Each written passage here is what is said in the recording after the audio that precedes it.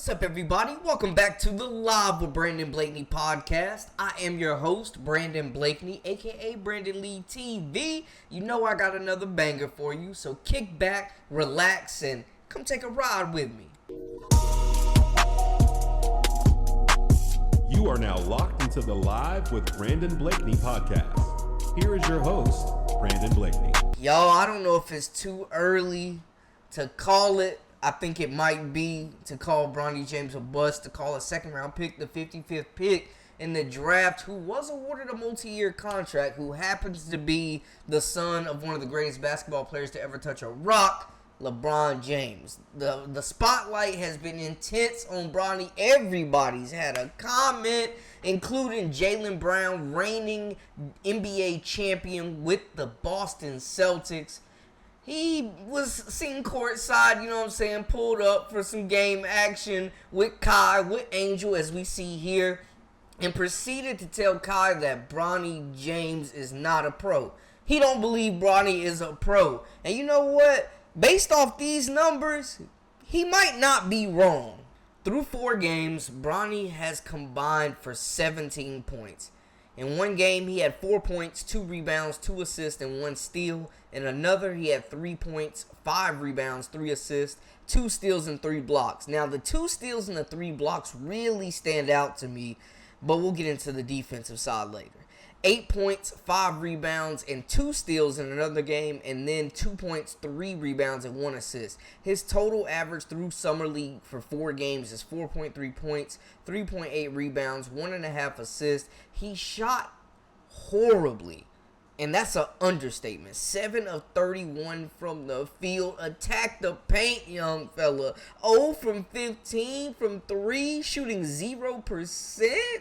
Attack the cup, young fella. The jumper is not falling. Look, man, plenty of people still believe in this kid. And to be honest, it's very early in the process to judge him off of 4 Summer League games. The Lakers as a whole have not been good in Summer League. They're 2-3 right now. But, yo, Bron, Rich Paul were not, Clutch Sports were not going for the disrespect and actually forced Jaylen Brown to apologize. And you're committed, good things happen. And you can't really worry about, I saw some of the stuff that came out about Jaylen Brown and things like that. Like you can't take what everybody's opinion and try to turn it against him or think that he's a bad person or the young lady that was accompanying him is a bad person. No, they have opinions. They can say what they want to say. At least he is someone who's actually in the league. And so there's a lot of experts with no expertise. He's actually an expert with expertise. And so if he has that opinion, he can have that opinion. But I know Jaylen, and I know he doesn't mean that with any malice. He's just having a conversation. And it's just the world we live in today. Why would he think somebody would be videoing him saying anything? And so, but Brian's going to keep his head down and continue to work, use things as fuel, but continue to be passionate about the game of basketball because that's a true thing. And it goes for all the guys in Summer League, right? We see guys get drafted. We see guys, get contracts and then don't ever get another one. The NBA is a roller coaster, and you just got to continue to put the work in every day and get better. And I'm sure Bronny will do that. He'll be committed to do that. And then let's look back on the end of the movie. They don't run the credits at the beginning of the movie. They run it at the end. And so we'll continue to work towards that path. And so I'm excited for what's coming with Bronny. And yes, as far as guaranteed contracts, that was the thing. I didn't want him to be on the two-way or things like that. No offense to two-way contracts. It's just they're all different scenarios. And in this case scenario, it was just something that we were able to work out and get done. And so that's a good thing. Brown then came in on X, quoted the tweet of him talking trash and said, "It's a flex to have your son alongside you in the NBA. It reflects greatness and longevity. Bronny has all the tools around him to be successful. I look forward to watching his growth." Yo, that changed the tune. Hey, that changed quick. That tune changed quick. Fast and in a hurry. Y'all know Bron ain't going for that. Y'all know Clutch Sports ain't going for that. Y'all know Rich Paul. You got the most powerful agent in the league, and then you got the most powerful player in the league. They not going for that, man. And hey, Jaylen Brown got caught lacking. But my question to y'all is he wrong? We've seen the numbers. We've seen Bronny continue to struggle mightily from the field, passing up open looks, lackluster defense at times.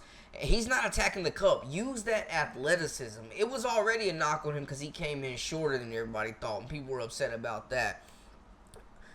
Before I get too much further, though, I definitely have big respect for Bronny. I want to state that. I mean, this kid is already a millionaire, had a catastrophic start to his college career, could have walked away from the game, could have never played basketball again, played video games full-time, did whatever he wanted to do, being LeBron James' son.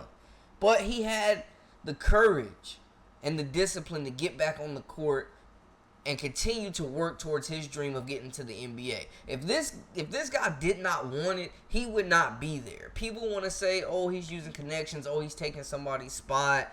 If he didn't want it, he would not be there. And we see this all the time in the business world. Man, how many business owners, CEOs have had stuff passed down to them for their fathers, man? You can't be mad at them for having connections. But aside from the atrocious offense and sometimes lackluster defense, it hasn't all been good, but it also hasn't all been bad. We see that he's pressuring the basketball. There we go. And that's what they want to see from him, on-ball defense. They're not bringing him in to score the basketball. He's got a multi-year deal, couple years to figure it out, which is abnormal for a second-round pick. But he's got some time to figure it out. Probably will be in the G League, but he's shown good defensive instincts. And Coach J.J. Reddick, head coach, handpicked by LeBron himself, apparently sees the vision. He gets more attention than any second-round pick I can remember, maybe more than any in NBA history. How have you dealt with him so far, and how do you plan on managing that between balancing him playing here in Vegas with your main team, potentially with the South Bay Lakers? What have those conversations, what's that thought process been like so far? Yeah, Bronny and I have had a number of conversations. I actually had a conversation with him yesterday after practice, and he's a development player. That's how we're looking at Bronny. He's certainly going to spend time with the Lakers. He will spend time as well in the G League. As we sort of build out our player development program, he's going to be an important part of that. And what I've communicated to him right now, what we're looking for is defensive ball pressure. I told him this yesterday. I said, I don't care if you have 10 fouls. I don't care if you get blown by. What I do care about is if you're on the ball and you're 3 feet off the ball. Like, you have to be a guy that's a ball hawk at all times. We're going to develop his shot. We'll develop his ball skills. He's already got a great feel. He has a really good instinctive nature on the defensive end. I thought the third game in the Cali Classic, he made 8 or 9 really good defensive plays.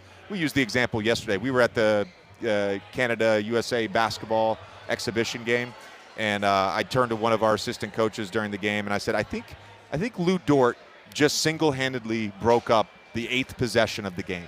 Like, his impact, you can't get into your offense sometimes. The shot clock winds down because of his ball pressure. He literally blows up entire plays because of that pressure, and I really believe this. Bronny eventually will be that guy. Again, I think it's too soon to make a verdict 4 games into his summer league career. Like, we haven't even gotten to regular season action yet. I don't know about the Lou Dort comparison, maybe. I don't know. I mean, Lou Dort's pretty solid, so I don't know. I've seen Bronny saying that he watched guys like Drew Holiday, so I know that's what he's striving for. But Lou Dort is solid, man. But they definitely going to have to tweak the shot because it's broke right now. They're going to work with him. They seem confident. But, yeah, what we've seen so far, we don't have much to be confident in. And I get why people are already throwing in the towel saying to pull the plug on the Bronny James experiment. But it's too soon at this moment. I think something will have to click where is defense is effort. Defense is effort. The least you can do is be a lockdown defender and you can see the floor and the other stuff will come. We've seen players become lockdown defenders initially. Paul George, Kawhi Leonard, not putting Bronny in that same category of player, but just saying 2 guys, for example, that came in as defensive stoppers and their offense took major strides later. So initially he may be a ball stopper, and then the shots may start to fall as he gets comfortable in the league. I do think he's deserving of a spot. Let him earn his stripes. Let him take his bumps and let him grow from it. LeBron is definitely. I agree with Jaylen Brown's got a circle around him, a great support system that are going to make sure that he stays in the game, stays focused, and gets to where he needs to be on the basketball court, man, skill-wise. But, yeah, it's been atrocious so far. I'm not going to hold y'all. Y'all know me. I keep it real. I got to be honest. It's been atrocious so far, but it's just the beginning, so we'll see. Y'all let me know in the comments, though, how y'all are feeling about Bronny James so far throughout 4 games. Holler at me in the comments. Let me know what y'all think about the video and more topics we should discuss. That is a wrap for us. For all the latest and the greatest, hit that subscribe button and stay up with the live Brandon Blakeney podcast. Until next time, we out.